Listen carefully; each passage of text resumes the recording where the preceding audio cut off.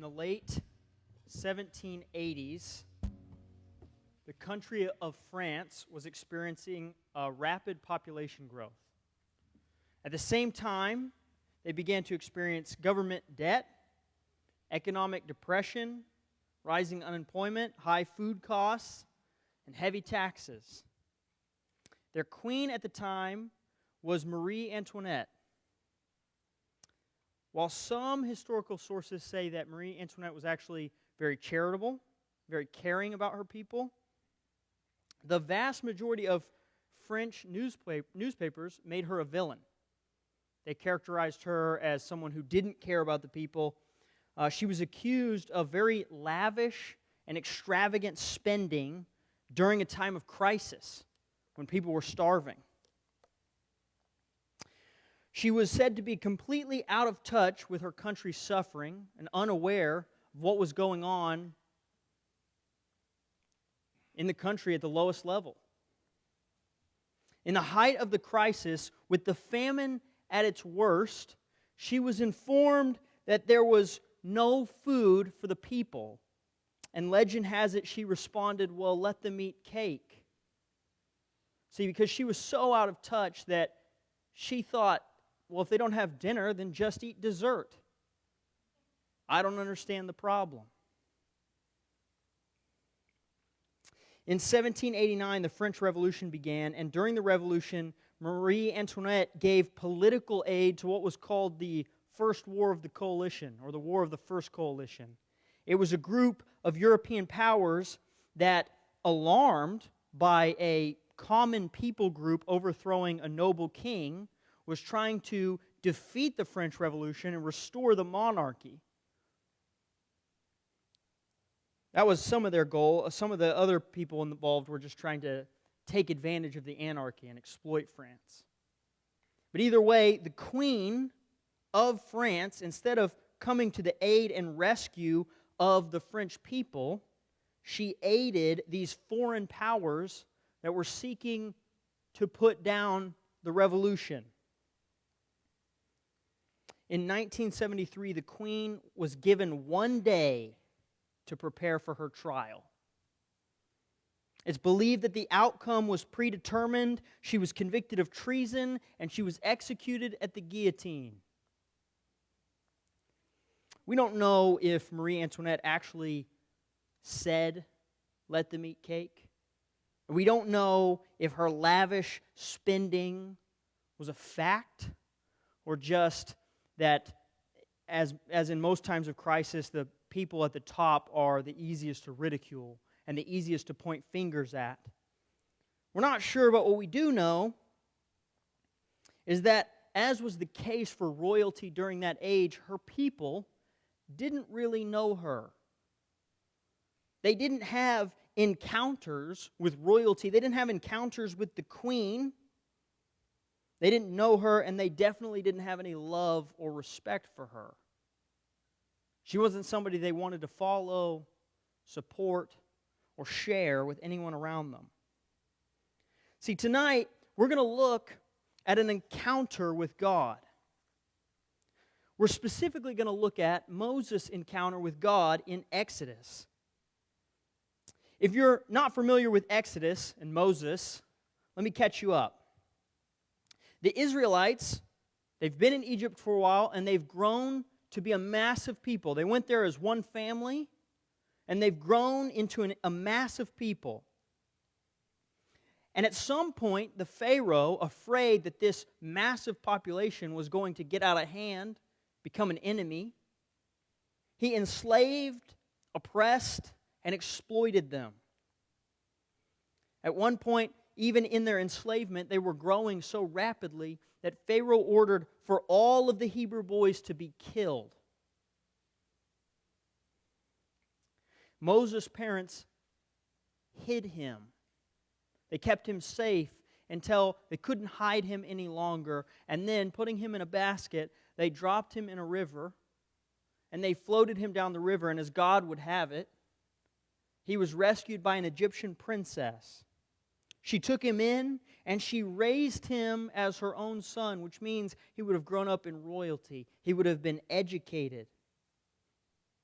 Anyway, at some point in his growth, he began to identify with his people, with his Israelite brothers, more than he identified with his Egyptian family and his Egyptian royalty. And one day, seeing an Egyptian taskmaster, beat an Israelite, he lashed out and murdered the Egyptian. He hid the body, thinking that it wouldn't be found out. And I think there was something in Moses that desired truly to rescue his people, but he tried it his way. And when that happened, and the news got out, he had to flee. And he went to a land named Midian. And we're going to come in on Moses, and now he's herding flocks in Midian. And he's about to have an encounter with the living God. See, an encounter with the living God is an awesome thing. It's life-changing. It's terrifying. It's earth-shattering. And it should be humbling. Look with me, if you will, at Exodus chapter 3, starting in verse 1. Now Moses was pasturing the flock of his father-in-law, Jethro, the priest of Midian. And he led the flock to the west side of the wilderness and came to Horeb, the mountain of God. Then the angel of the Lord appeared to him in a blazing fire from the midst of a bush. And he looked, and behold, the bush was burning with fire, yet the bush was not being consumed. So Moses said, I must turn aside and see this marvelous sight, why the bush is not burning up. So we see Moses, and he's gone from an Egyptian palace to a shepherd doing chores for his father-in-law. This is a huge plummet, especially when you consider that Egyptians in this time period, they thought that shepherds were the lowest class of people. They looked down on shepherds more than anyone else. So being raised in an Egyptian royal household, he would have had to get over a lot of that stigma in his own mind to even become a shepherd. Is your life ever mundane? Drifting by? Did you go to work today? It felt like every other time you've been at work. You're kind of wondering, when's something going to happen? When is God going to use my life? When is God going to talk to me? You have to imagine that Moses, who grew up in the palace of Egypt, who thought maybe he could do something for his people, he has spent years and years shepherding flocks in the desert, wondering, is this it? Is this what things are going to be? This mundane, day in, day out boredom? You ever get so bored you start a fire? See, because Moses is walking through the woods and he spots a fire. Now, verse 2 says, the angel of the Lord. Now, I want to take a quick pause, and I want to very quickly and briefly explain that phrase, angel of the Lord. I don't want you to get hung up on it, because there's a very simple point that it comes to. But quickly, I'm going to give you three options for what we're seeing here. The fancy seminary word for this is called a theophany. It's an appearance of God in the Old Testament in a physical manifestation. There's three options. One is that this is a messenger from God speaking on God's behalf. See, it wouldn't have been uncommon in ancient times for a messenger to speak as the person he was representing. Messengers of kings would have done that all the time. So this could simply be an angel speaking as the Lord. Option two is the church fathers actually believed, the early church fathers believed, that this would have been a pre-incarnation appearance of Jesus Christ. That the Son shows up, manifests in this moment to have a personal interaction with God's chosen servant. And the third option is that it's an angel-like manifestation of God. If God wanted to speak to you in the Old Testament, it would make sense that He would make Himself visible in a certain form so that you had something to talk to, something to focus on. And if you were looking at a manifestation of God, obviously God would not fit all of himself into this manifestation, but whatever you were seeing, it would have been glorious. It would have been angelic. It would have been special. The bottom line is, while we don't know which of those three options it really is, it doesn't matter, because the point is the person talking here has the authority and message of God. For all intents and purposes, Moses is speaking to God right now in this passage. And I want to point out that the angel isn't the bush. The angel is in the bush. Right? Moses isn't talking to a bush. The bush was what got his attention. The bush is what God used to draw him. Why fire? Because we're all drawn to fire. We all get closer to fire, and yet you can't get too close to fire because it's also dangerous. We should all be drawn to God. But don't ever forget that God is dangerous. Moses gets close to the bush, and he's going to show us three things about encountering God. Three things about encountering God. First, you have to be looking around. You have to be paying attention. You can't be so wrapped up in your own thing that you miss God, that you miss when He's trying to get your attention and draw you in. What if Moses is just leading this herd of sheep, looking down at the ground, looking at his feet, kicking some rocks? That's how most of us coast through life. We miss God trying to draw us in because we're not paying attention. The second thing we see from Moses is you have to be willing to take a detour. You might say, well, if I saw a bush burning and not burning up, I would go see it too. But the reality is, so many times in our life, something supernatural presents itself to us. God tries to get a hold of us, and you know what we do? We say, well, I'm kind of busy. I've got stuff going on. I really don't have time. I've got to do something else. We're not willing to detour. And the third thing is you have to recognize spiritual realities exist and be looking for them. See, our society is too smart for God. We believe in science. Hey, do you guys know that at one point science told us that the sun revolved around the earth and that the earth was flat? That was science at some point in our history. And if you don't think that anything we believe now is science will ever be disproven, well, hang around for a couple hundred years. Now, at this point, you might be saying, if God would approach me in some crazy, miraculous way, then I'd stop too. I'd listen. I'm always looking for something crazy like that. God just never approaches me that way. Here's the thing. You have the perfected and complete Word of God. I need you to understand something. This is better than a bush on fire. You don't have to talk to a bush. Talking to a bush nowadays, it involves some good peyote and some loser friends. If you want to talk to God, you get into this book. This is God's testimony about Himself. This is God's testimony about His will. And it's in the palm of your hands. I mean, it's on your phone. It goes everywhere with you. We're one of the most fortunate societies in all of human history, the access that we have to this book. Moses didn't have this. He had to hear God a different way. Do you know why you can't hear God? One reason is it's not time to hear the answer you're looking for. The trust comes into play here.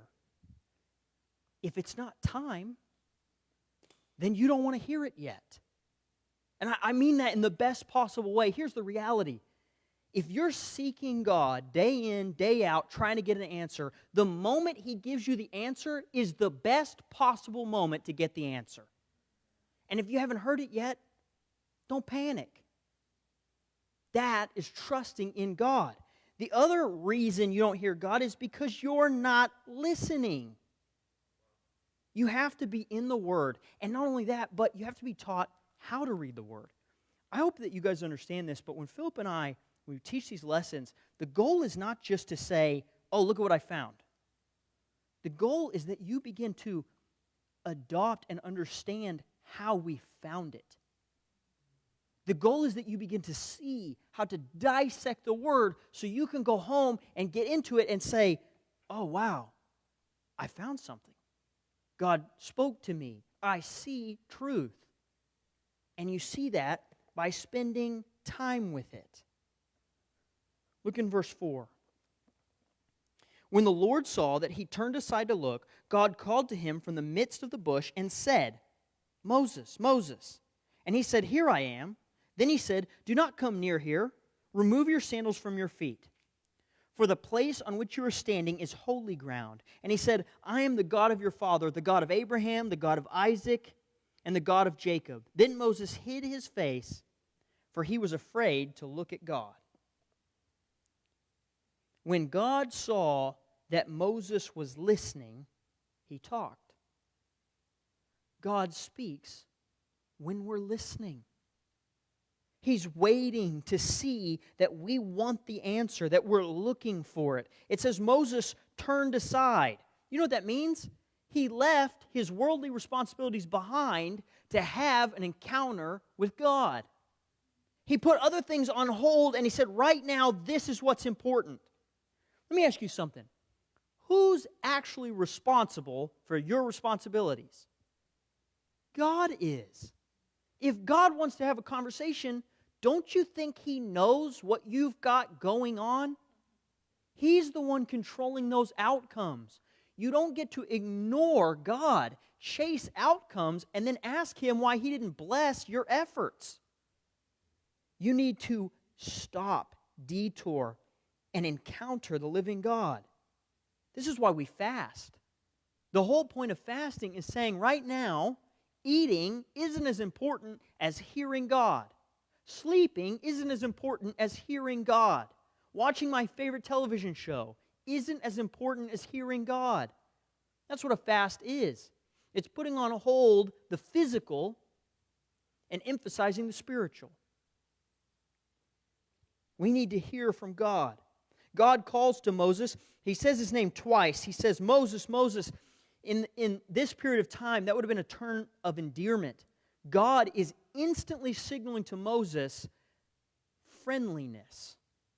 He's coming to him and he's treating him like a father calling out to his child. Do you realize that God knows your name? Not only does He know your name, He cares for you. He looks at you like His child that He loves dearly.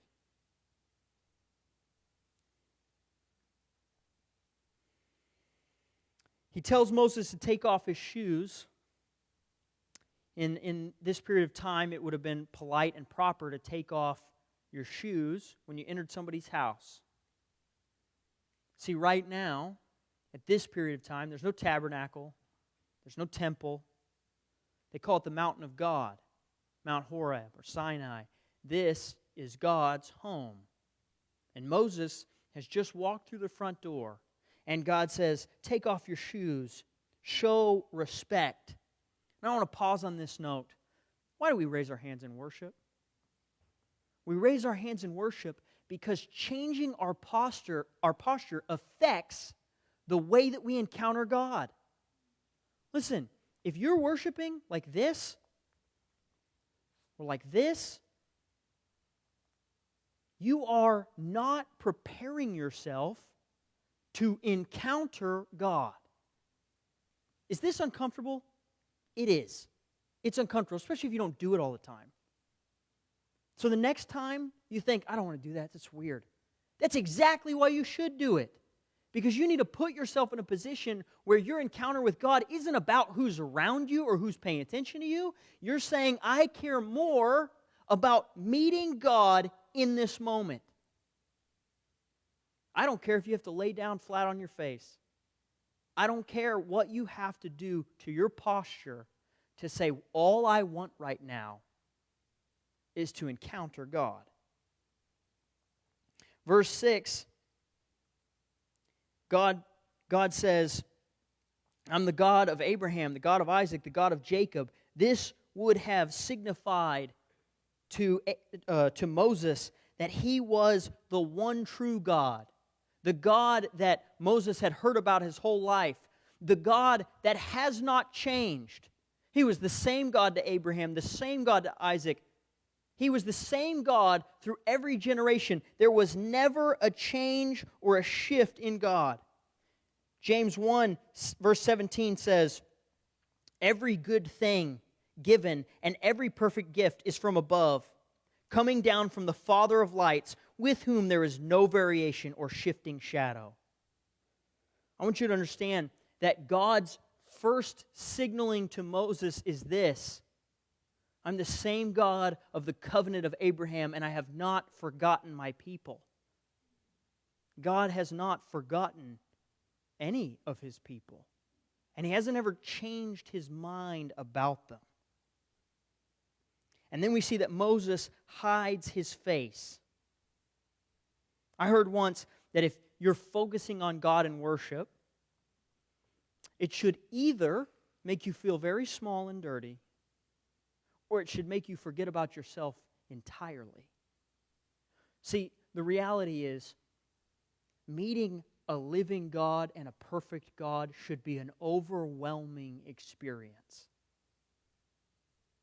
Are you seeking God to the point where He overwhelms you? See, Moses hides his face. It's interesting because hundreds of years later, Elijah will be in the same mountain, and he will see an earth-shattering earthquake. He will see tornadoes and fire. He will see all kinds of crazy things, all kinds of natural disasters. And he won't get scared and he won't hide his face until he hears the smallest whisper of God's voice, and it will cause him to hide. See, an encounter with the living God is more powerful than anything we can encounter in this entire earth. I want you to hear something from me. I have had a wealth of life experiences. I've done so many things. And do you know what? All of them have something in common. Not one of them has ever changed my life and made me think, I'm so full, I'm so complete right now, I have joy and contentment. I've never done something in this world that did that to me. But do you know what does that to me on a regular basis? Reading this book. I get a fulfilled, content, joyful, mind-blowing experience from reading a book. And I've done a lot of stuff. See, some of you in this room are still believing this lie that there's just some stuff out there that if you could just do that thing, that would fulfill you. That would complete you. That'd be the thing that made you happy. It's a lie. None of it does that. This does that. And everything that I get from the God who tells me He loves me in this book, it amplifies how much I understand that He loves me. Everything that I got on my own, it was empty and it was worthless. Jeremiah says, you will find God when you seek Him with all of your heart. Encountering God also leads to a better understanding, a greater understanding of His character. See, we blame God for a lot of our problems, but let's look at what God's point of view on our problems are. Look at verse 7. And the Lord said, I have certainly seen the oppression of my people who are in Egypt, and I have heard their outcry because of their taskmasters, for I am aware of their sufferings. So I have come down to rescue them from the power of the Egyptians, and to bring them up from that land to a good and spacious land, a land flowing with milk and honey, to a place of the Canaanite, the Hittite, the Amorite, the Perizzite, the Hivite, and the Jebusite. And now, behold, the cry of the sons of Israel has come to me. Furthermore, I have seen the oppression with which the Egyptians are oppressing them. God sees your suffering.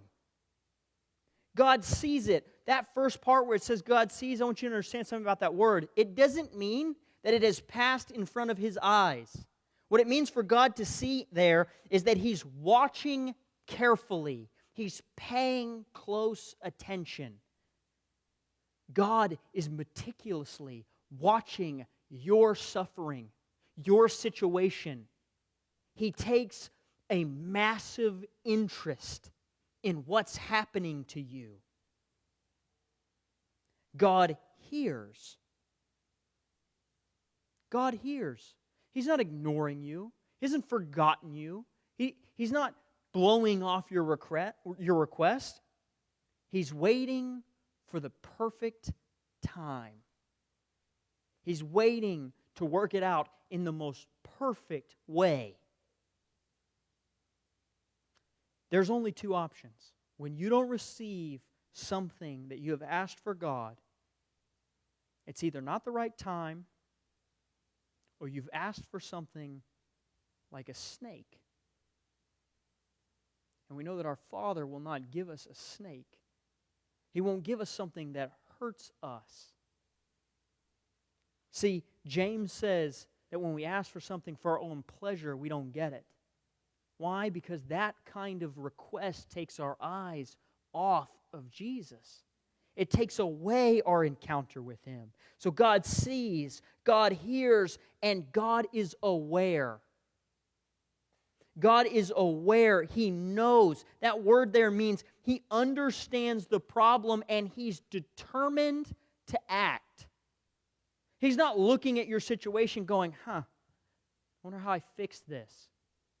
He's aware of exactly what needs to happen, of exactly what He needs to work out in your life, of exactly how He can save you, and He's determined to do it.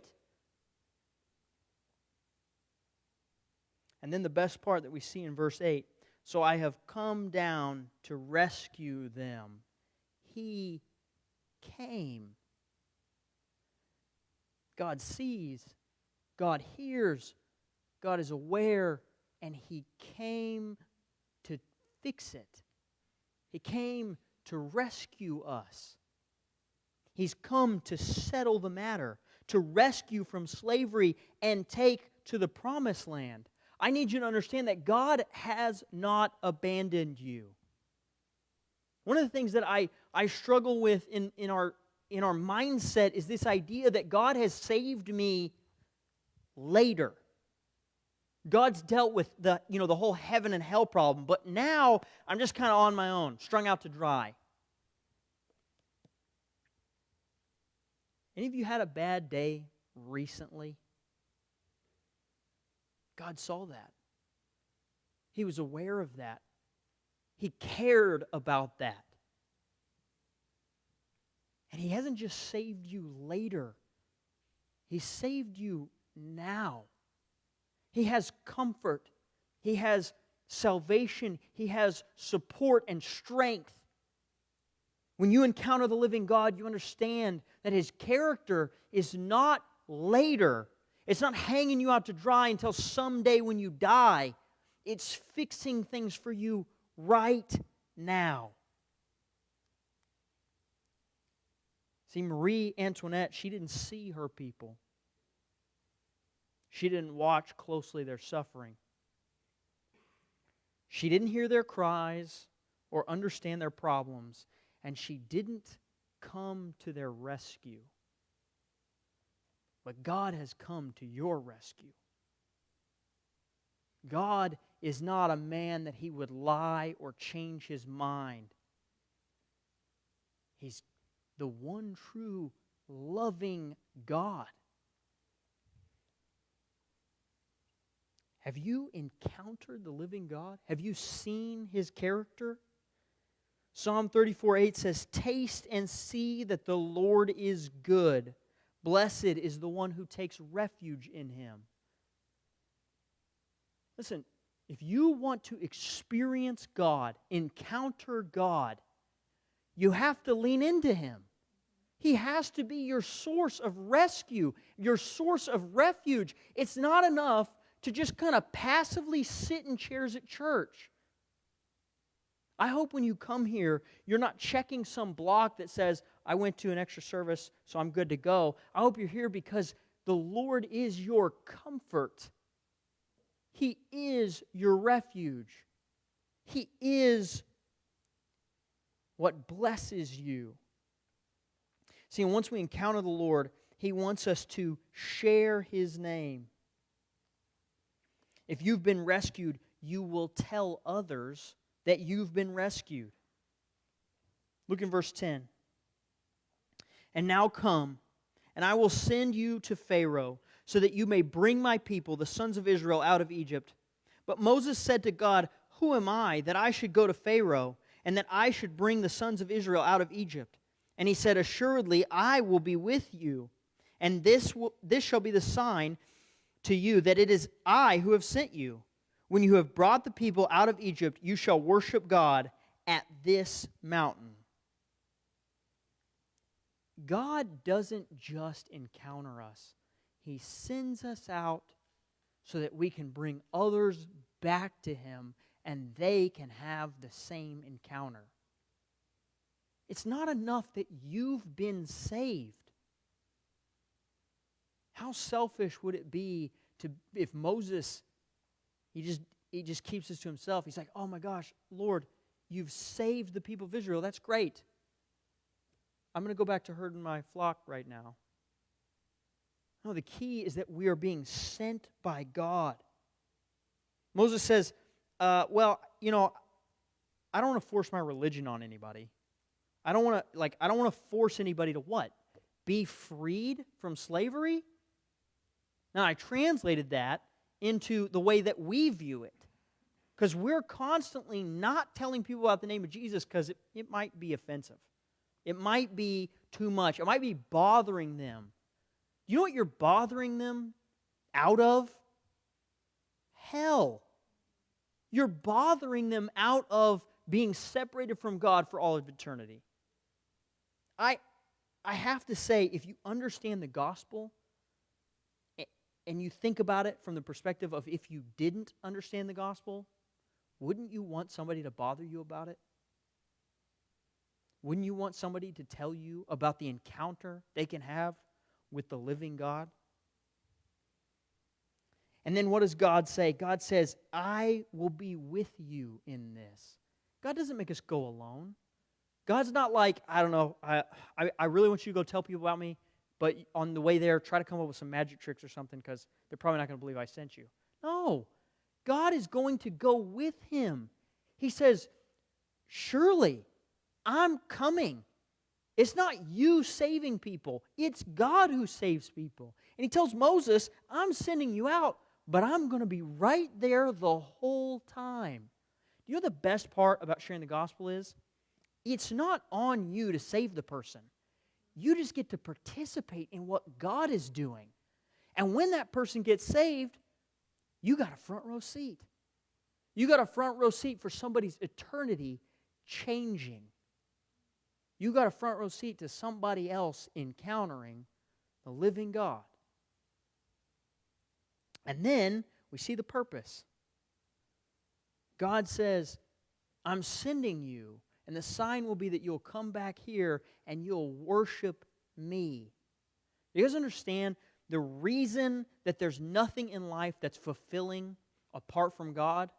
Because everything in life that is fulfilling because it points us back to God. He is the source of our fulfillment. He's the source of our joy. We don't get that joy apart from Him. It doesn't work like that. But everything we get from the hand of God It shows us His love for us. It shows us that He saved us. It shows us that He loves us. That is what causes us to be fulfilled, to worship Him.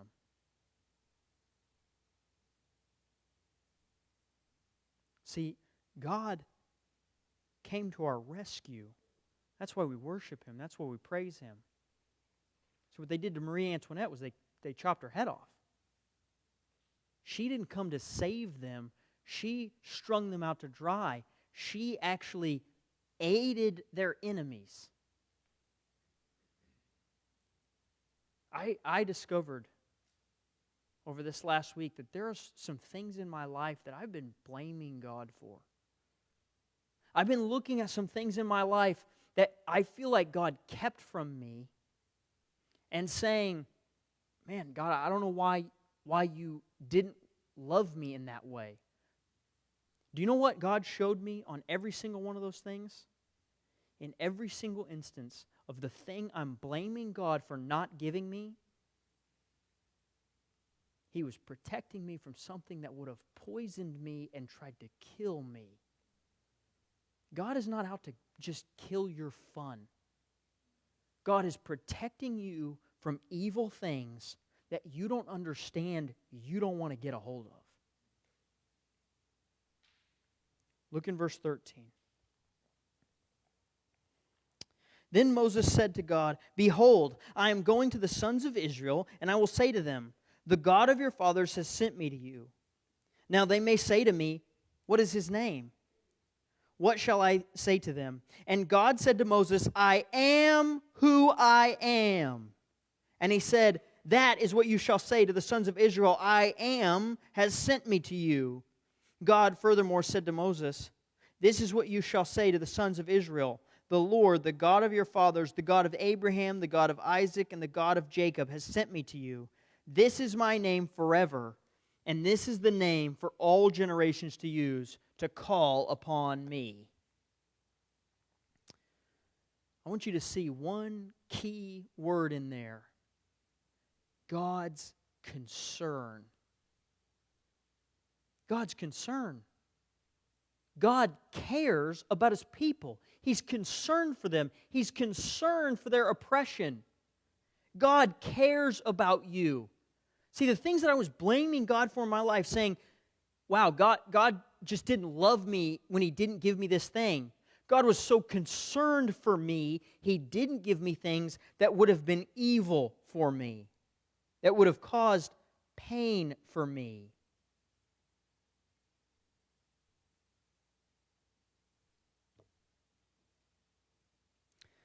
There's an ancient practice in the Bible to know a God's personal name.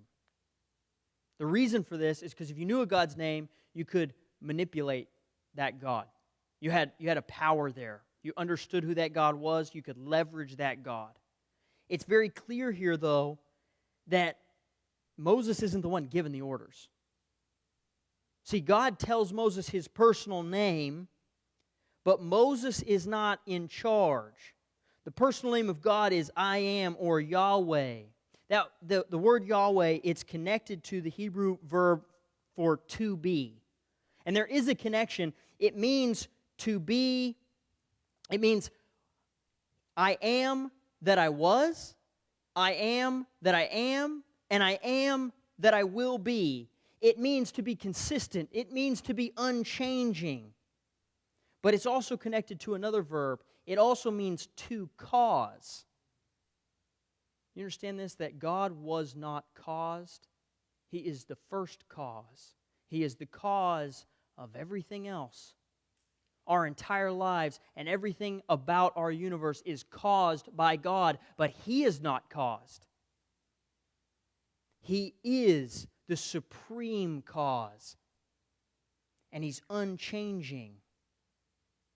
Revelations 4:8 says, Lord God Almighty, who was and is to come. See, God is the same every single day of our lives. And I want you to understand something. There is our hope. Because if God changed His mind, we would be in a lot of trouble.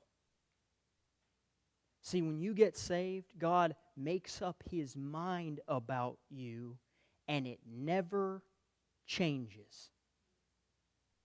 And thank goodness that's the case, because every single day I do something worth people changing their minds about me. And God never does it. Look at verse 16. Go and gather the elders of Israel together and say to them, the Lord your God, the God of your fathers, the God of Abraham, Isaac, and Jacob, has appeared to me, saying, I am indeed concerned about you and what has been done to you in Egypt. So I said, I will bring you up out of the oppression of Egypt to the land of the Canaanite, the Hittite, the Amorite, the Perizzite, the Hivite, and the Jebusite, to the land flowing with milk and honey. And they will pay attention to what you say, and you, with the elders of Israel, will come to the king of Egypt, and you will say to him, the Lord, the God of the Hebrews, has met with us. So now, please let us go 3 days' journey into the wilderness, so that we may sacrifice to the Lord our God. But I know that the king of Egypt will not permit you to go except under compulsion. So I will reach out with my hand and strike Egypt with all my miracles, which I shall do in the midst of it. And after that he will let you go. I will grant this people favor in the sight of the Egyptians, and it shall be that when you go, you will not go empty-handed, but every woman shall ask her neighbor and the woman who lives in her house for articles of silver and articles of gold and clothing. And you will put them on your sons and daughters, so you will plunder the Egyptians. I jumped ahead in my notes. That is where the concern of God is. See that word at the very beginning? Verse 16. Verse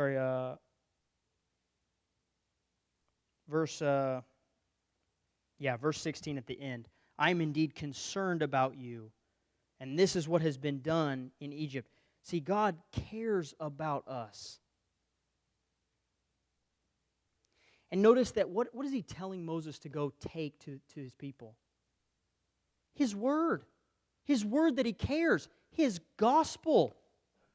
That's what we're supposed to take to the world around us. We encounter God, and then we take God's concern to others. We share God with the world.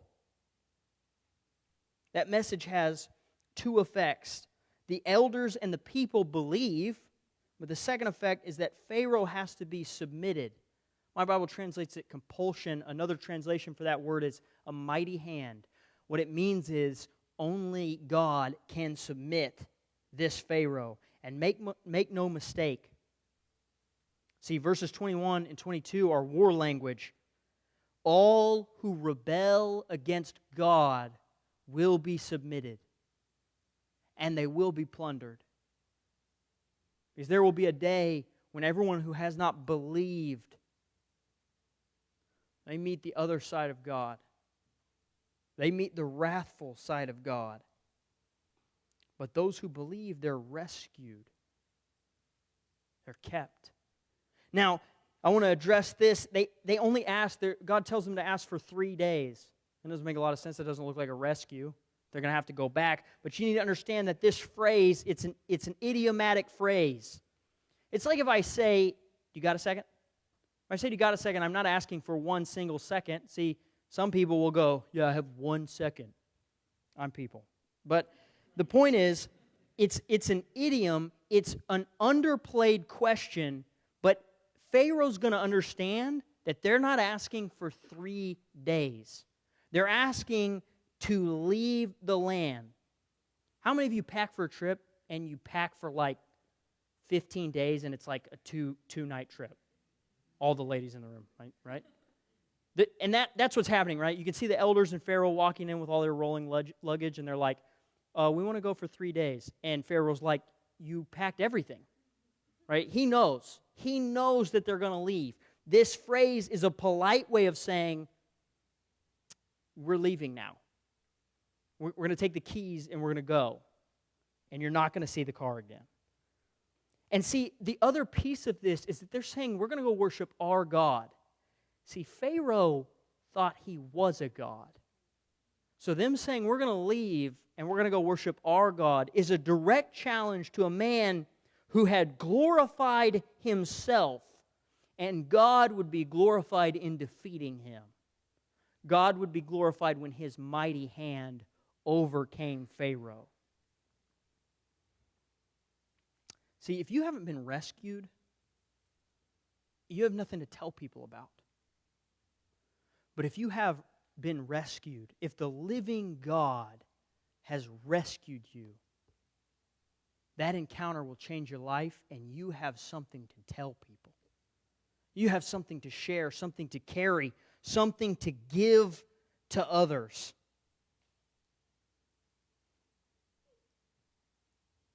You ever feel like you're not qualified? See, because what we do is we look at our sin and we say, how can I tell people about Jesus?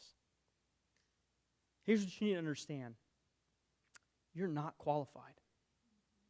The reality is, the only thing that qualifies us is God's grace.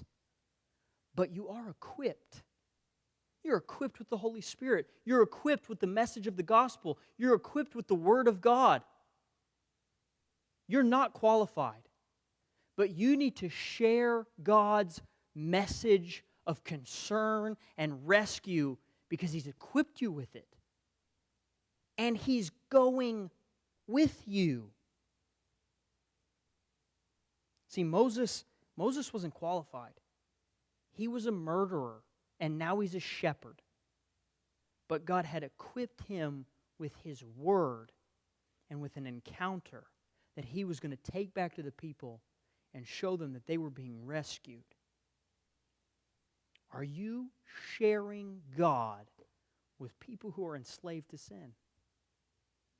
Have you been set free? Have you been set free in a way where you've encountered it so clearly that you cannot help but tell others?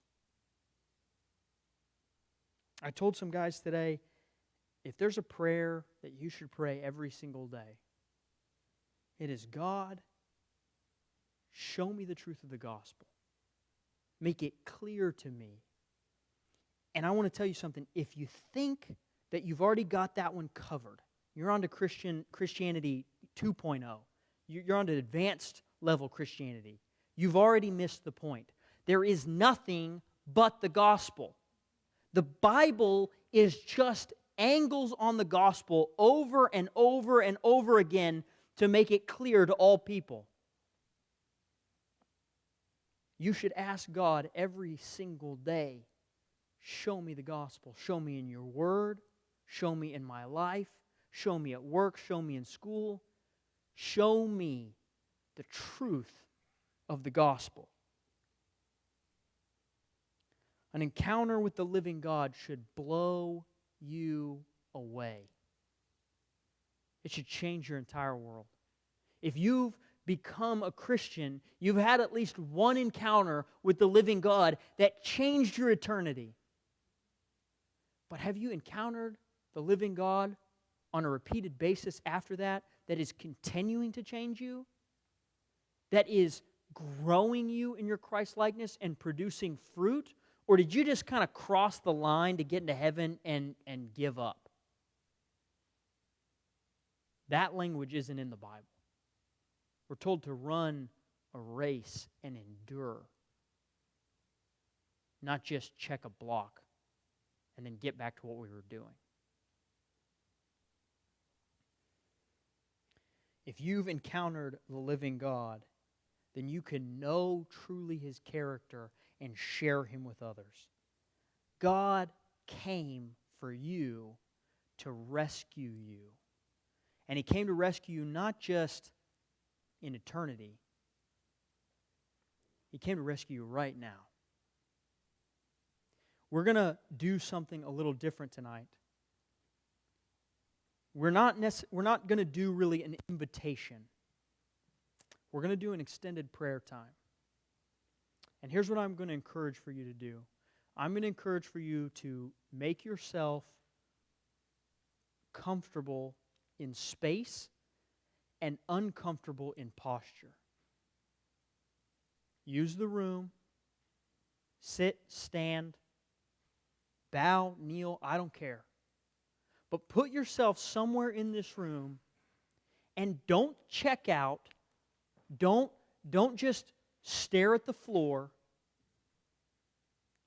Ask the living God to meet you and speak to you, to show you His character, to have an encounter. Spend time praying. If your brain is wandering, read your Bible a little bit. If it's still wandering, pull out a journal. Write your prayer. I don't care what it takes. What you need to be, the attitude of your mind needs to be this. Whatever it takes to talk to God right now, whatever it takes to hear from God right now, that's what matters. We'll come back together after that. I'll pray up here, and then we'll come back together, and then we'll pair off and do our normal closeout prayer time. But right now, just you and God. Don't worry about what anybody else is doing. Don't think about tomorrow, what homework assignments you have left in your semester. Just talk with the living God. Let's spread out.